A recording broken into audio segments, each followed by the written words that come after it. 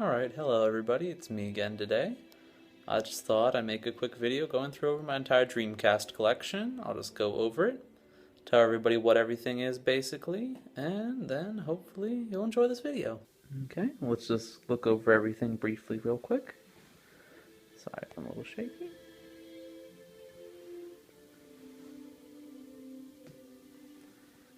Okay. Over here I have my third-party stuff. Everything else over here is assorted goods or first-party material. Okay. Then let's go on and go through the game. Alright then, as we go here, most of my games are North American, US region. Here is Virtua Fighter 3 Team Battle. For those that don't know, Virtua Fighter is a fighting game. It is most popularly known for its first arcade versions. It was made by Yu Suzuki, the guy also known for Shenmue. Then I have Dead or Alive 2, which is famous for the beach volleyball game. Soul Calibur. Then I got Fatal Fury, Mark of Wolves, or Garbu Mark as Wolves, as it's known in Japan. It is also famous for taking the Fatal Fury games, which are 2D fighters originally, but they had 2 or 3 planes, which the characters jump back and forth to. I think I might need visual aid to properly display that, but pretty much it made it just a traditional 2D fighter, and it's considered one of the best fighting games on the Dreamcast. Then we got Capcom vs. SNK. And over here, I got Capcom vs. SNK Pro. It's Japanese. Here's my other Japanese game, Guilty Gear X for the Dreamcast. Then I have Giant Graham, and also this game I cannot recall the proper pronunciation for it, but both of these games are wrestling games, Japanese region. Okay. Then I have Mr. Driller. Marvel vs. Capcom 2, one of the greatest fighting games ever. I have Evolution Worlds. It's pretty much a dungeon crawling JRPG. Blue Stinger here. I need to get this disc fixed, but it's basically a survival horror game, but it's rather obscure. I'll go into that more another time. Resident Evil Code Veronica. For those who are aware, Resident Evil is a survival horror game made by Capcom. This one was the first one to pretty much premiere on a non-Sony system.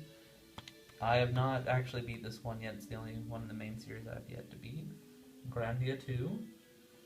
This is a pretty much JRPG, except for the mechanics are different. Instead of being your regular turn-based, it runs on like the auto time thing, and depending on how close your character is to the enemy on the 3D plane depends on how effective the attacks are. Then I have not only Shenmue, but I also have Shenmue, the collector's edition that comes with the soundtrack to the game. Okay. Here I have Sonic Adventure 2, Battle's the GameCube port. I got Crazy Taxi, the disc's actually missing, but I have the case and everything else. I got Choo Choo Rocket. I have Carrier. Carrier is another survival horror game. It has poor lighting, I haven't yet to beat that either. I have the Dreamcast ported Rayman 2. I got Jet Grind Radio, or Jet Set Radio, depending on what region you're in. Here's 18-Wheeler, American Pro Truck Simulator, Sega Bass Fishing, Crazy Taxi 2, I have the game with that also. Here's Sonic Shuffle. This is basically a Mario Party ripoff, but most people would not enjoy this game. The AI and balance is completely off, making it almost unplayable at some points. Mr. Driller, which is a puzzle game where basically you play as Mr. Driller and you drill down to match colored tiles and destroy it. World Series Basketball 2001 and NBA 2001. Okay. Alright, here's my hardware for the Dreamcast. This is a VMU. Basically, it's the Dreamcast memory card. It has a small spot to put a watch-sized battery into it. And basically what you could have done was connect the two together, exchange save data, and there was also menu games you could upload to it. The only downside is the batteries would drain rather quick. Here is the pretty much rumble pack, or jumper pack for the Dreamcast. They don't have rumble built into the controllers, so you bought this unit and games that supported it, you would have rumbling. I got 3 standard controllers. Then I have more than one Dreamcast. My original model right here, it has an issue where the power base is going a little faulty, so every once in a while we'll just restart from time to time. So I got an extra one. I'm going to keep this one for nostalgia and memorabilia. And also, if something happens, I'm sure I can learn later how to use it for spare parts. I just got power cords. I got an RF adapter, for those that don't remember, don't know. You used to have to pretty much use cable cords to plug in your game systems to the TV. Got some AV cords. And up here, I have a Sega Dreamcast keyboard. Now, the Dreamcast actually supported not only a keyboard but a mouse. I did not have a mouse. It had online functionality, so you could use the keyboard for that, and then there was a few games where you could use the keyboard, like Quake was actually ported with functionality for the keyboard. And then here are my soundtracks for the Dreamcast games I have, or music samplers. I have the Jet Grind Radio CDs. I got the music sampler, the original Japanese OST, or original soundtrack for those that don't know, and an updated one from the new port that was made on PC and iOS that includes some songs from JRSF, Jet Set Radio Future. Alright, here we go then. Here I have a third-party memory card.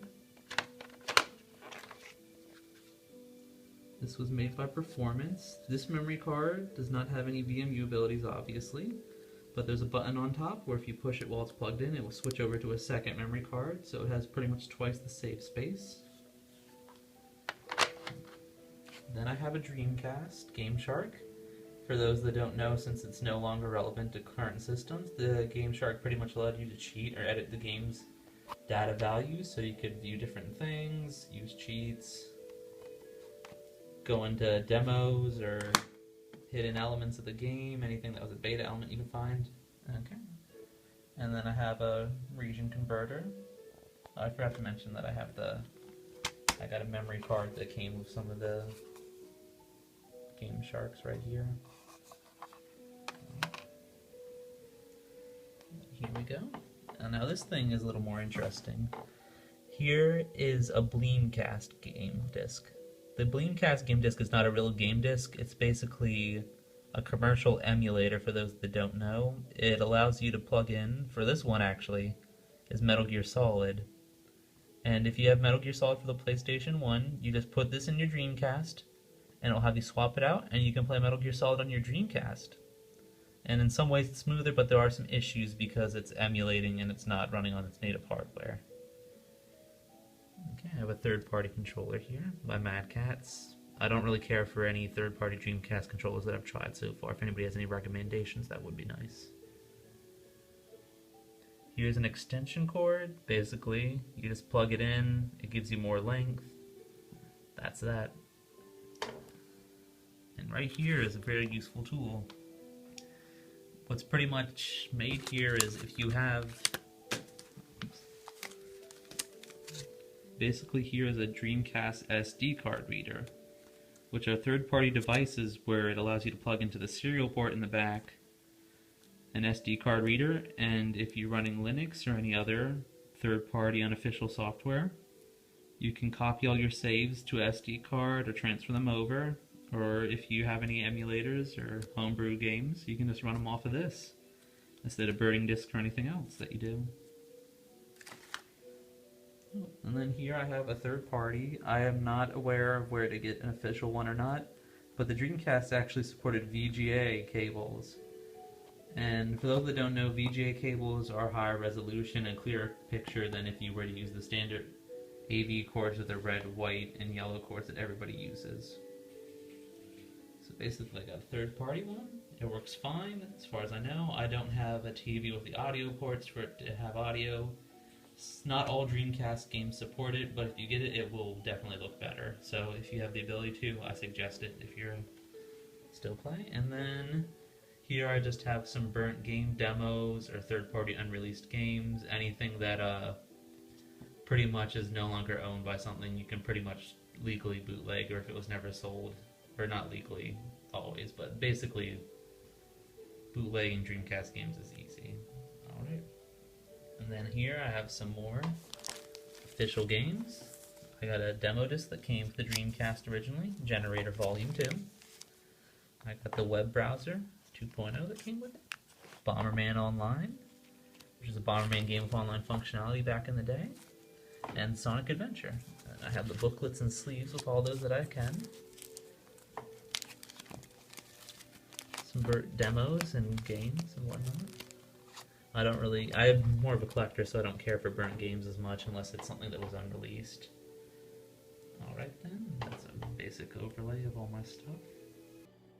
Okay then, and then basically I'm going to go over, try to make this better, and continue with videos later on.